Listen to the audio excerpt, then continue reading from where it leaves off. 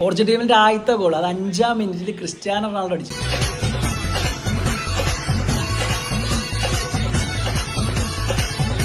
അണ്ണനും പിള്ളേരും കളിയായിക്കൊണ്ടിരുന്നവർ കളി കാണുന്നുണ്ടല്ലോ അല്ലേ. കളി അണ്ണനും പിള്ളേരും തൂക്കി. പോർച്ചുഗലിന്റെ സെക്കൻഡ് ഗോൾ അതും ഫ്രീ കിക്കിലൂടെ ന്യൂനോ മെൻഡസ്.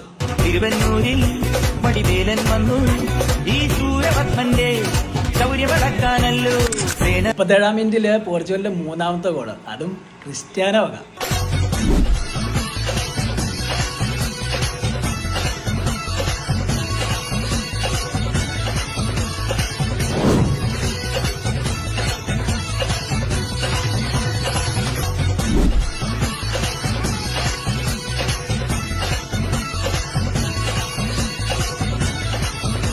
സെക്കൻഡ് ഹാഫിൽ ഇറങ്ങിയ റാഫേലിന്റെ വക 5-ാമത്തെ ഗോള്.